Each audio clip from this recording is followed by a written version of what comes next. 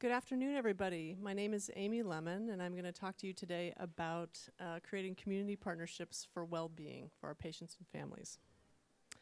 And I want to show you an image here. I'm wondering if anyone has ever seen this image before. Anyone? Oh, yeah, I have a couple spotters in the audience here. You've seen this audio. You've seen this before. You've seen this before.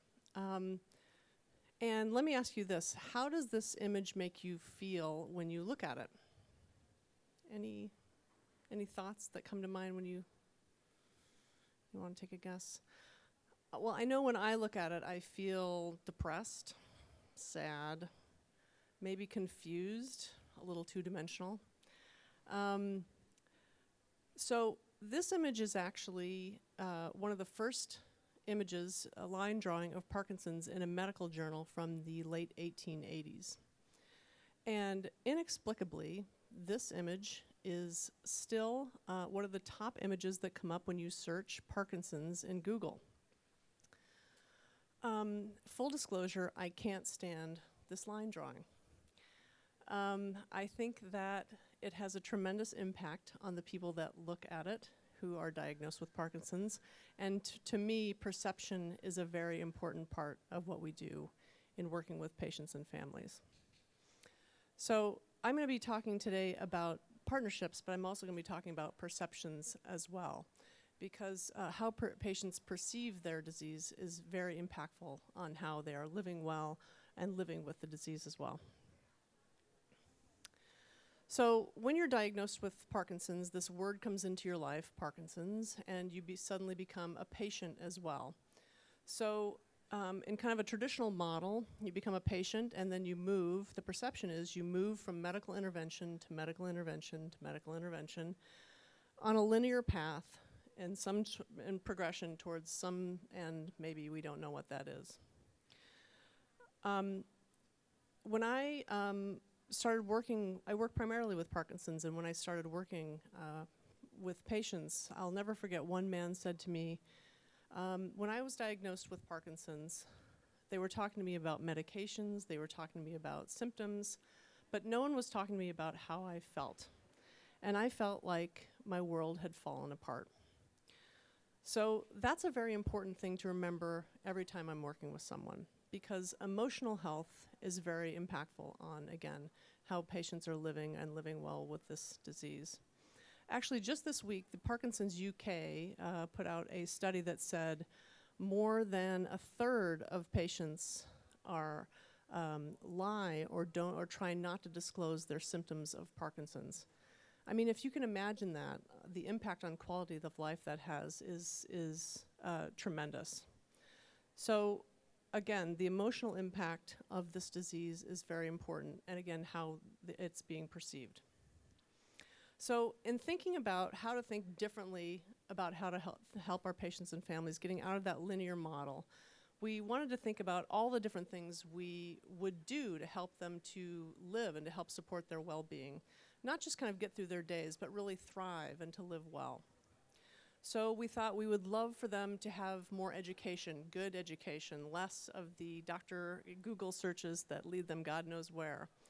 We wanted them to have good quality education. We wanted them to have support in a variety of ways, support groups, support from one another. We wanted them to exercise. We wanted them to have opportunities for integrative health and movement. And we wanted them to be able to network. We wanted them to be able to meet each other. And these were all things that we could do maybe in a medical setting, but we actually thought getting them outside of a medical setting would be tremendously valuable as well. So we've identified all these needs and thought about this program model. And our next step was to think about where to do it and who to partner with to provide all of these services. And so we searched for a partner in the community that might be able to provide a range of activities for our patients and families. And so we did indeed find an excellent partner in the community. In fact, it was one of those things where we just simply reached out to them and asked if they would like to participate in developing a partnership for a program for people with Parkinson's in the community. It was as simple as that. Our medical director asked the executive director of the JCC in Manhattan, would you be interested in doing a program like this? And to the JCC Manhattan's great credit, they said yes. And they said yes with a lot of fear, which was valid. They had never actively participated in a program like this, but they said people with Parkinson's are a part of our community, and our mandate is to serve our community, so we're interested in joining with you in this type of program. So therein was the first component of what we've decided are very strong keys to a strong community partnership. The first being shared purpose. Are you clear on the goals and the mission of what you're doing? And are both partners really buying into what you're doing?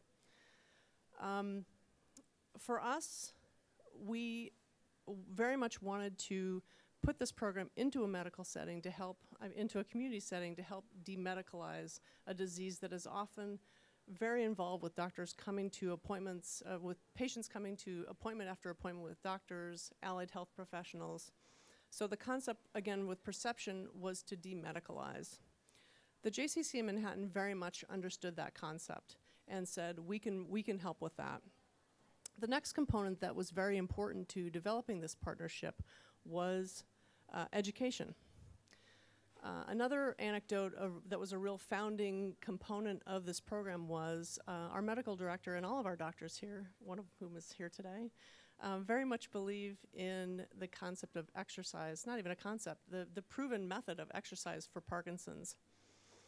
And this was about 10 years ago, and our medical director said, you should be exercising, exercise every day if you can.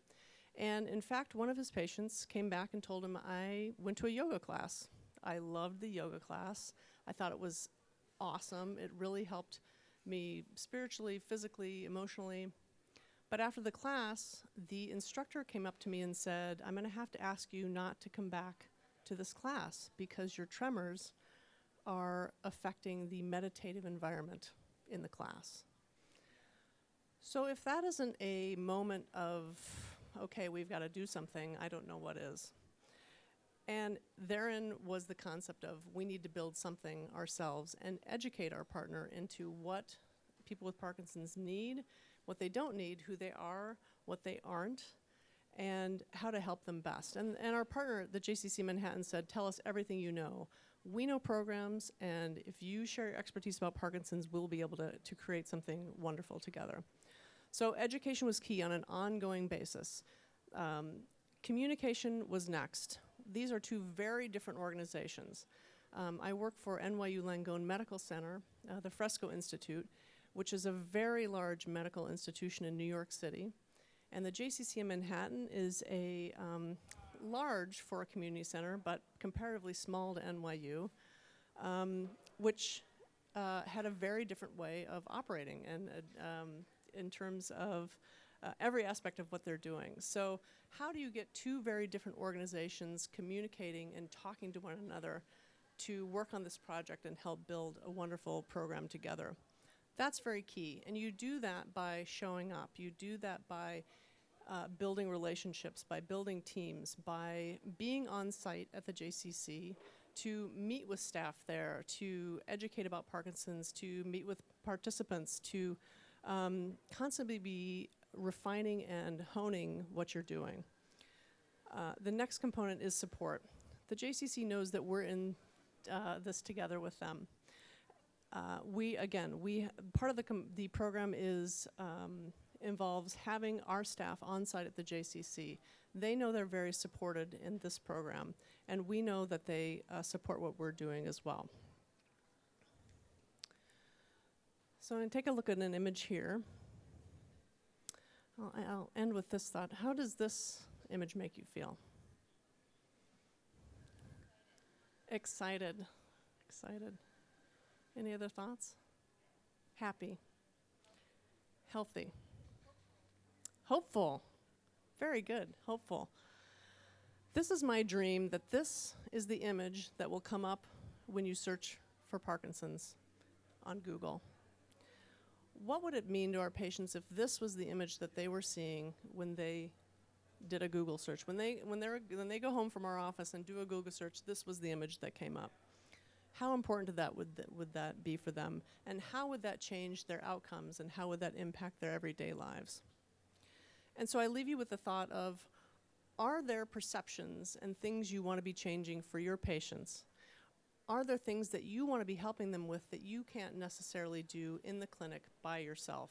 Again, do we have to do everything by ourselves? Are we on our own, or can we partner with others to help make a wonderful program together? And are there partners within your community, small or large, who might be able to help you with the things that you wish that you had for your patients in the community?